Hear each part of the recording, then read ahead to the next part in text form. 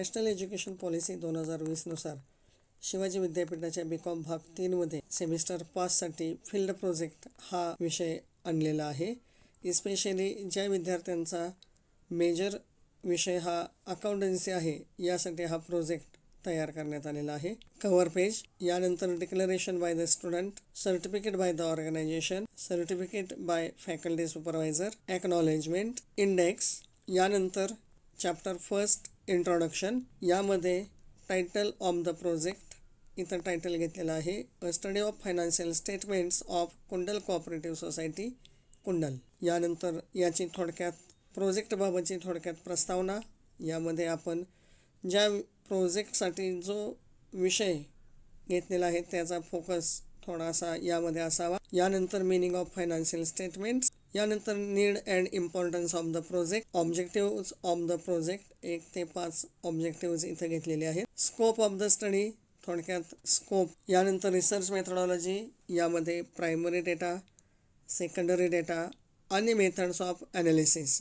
आपण कोणत्या पद्धतीने विश्लेषण करणार आहोत हे असावं. यानंतर प्रोफाईल ऑफ द इंडस्ट्री, आपण ज्या विषयाचा प्रोजेक्ट घेतलेला आहे हे याची थोडक्यात ओळख या पद्धतीनं असावी. आपण जो ऑर्गनायझेशनल स्ट्रक्चर किंवा ऑर्गनायझेशनल चार्ट पाहतो हा असा असावा. यानंतर चॅप्टर 2 की जो मोठा चॅप्टर आहे 15 पानांसाठी, यामध्ये प्रॅक्टिकल ऑब्झर्वेशन्स, थोडक्यात आपण जे प्रोजेक्ट करणार आहोत यासाठी कोणकोणत्या गोष्टी आपण यामध्ये पाहणार आहोत हे या पद्धतीनं थोडक्यात असावं. अकाउंटिंग सिस्टीम आपल्याला माहीतच आहे, सुरुवात ट्रान्झॅक्शनपासून होते आणि शेवट फायनान्शियल स्टेटमेंट्सपर्यंत. फायनान्शियल स्टेटमेंट्स यामध्ये बॅलन्स शीट, ही जी बॅलन्स शीट आहे या पद्धतीनं बसवावी की जेणेकरून आपल्याला सहज शक्य होईल. यावरून त्या बॅलन्स शीटचं केलेलं ॲनालिसिस, या पद्धतीनं ॲनालिसिस असावं. प्रॉफिट अँड लॉस अकाउंट, यामध्ये इन्कम, एक्सपेंडिचर आणि शेवटी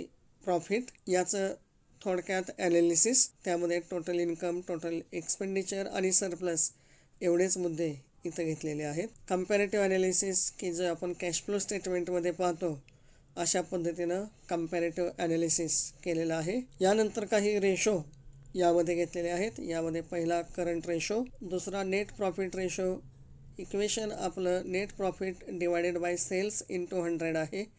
इथं मात्र घेताना net profit divided by total income into 100 या पद्धतीनं घेतलेलं आहे. एक्सपेन्सेस रेशो, यानंतर रिटर्न ऑन असेट्स, या पद्धतीनं एक बॅलन्स शीटचा रेशो घेतलेला आहे. फायनान्शियल परफॉर्मन्स समरी अशा पद्धतीनं दाखवलेली आहे. यामध्ये कम्पॅरिझन आणि त्यामध्ये जे खर्च आहेत किंवा जे रेशोज आहेत ते वाढलेले आहेत की कमी झालेले आहेत. यानंतर जे ऑथॉरिटीज आहेत किंवा जे अकाउंटंट आहेत त्यांचं एकूण या व्यवसायाबाबतचं किंवा या संस्थेबाबतचं असणारं मत या पद्धतीनं नोंदवलेलं आहे.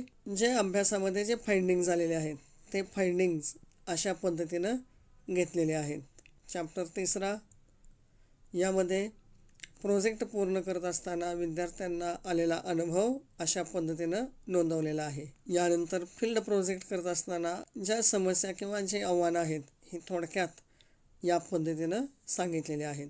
काही रिकमेंडेशन्स, हे रिकमेंडेशन्स देत असताना यामध्ये accounting record should be updated regularly, supporting vouchers, ऑडिटचा भाग आलेला आहे, बँक रिकन्सिलेशन घेतलेलं आहे, financial statements, management should regularly review financial रेशोचा भाग घेतलेला आहे.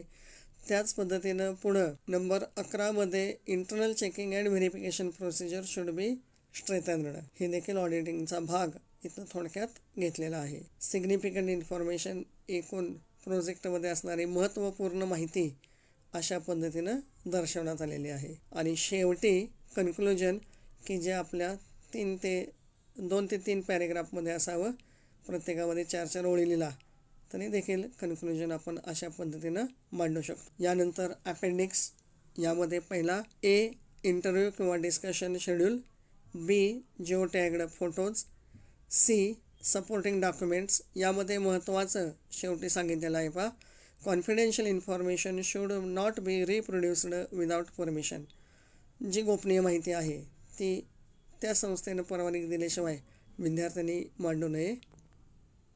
बिब्लिओग्राफी, थोडक्यात या पद्धतीनं. थँक्यू.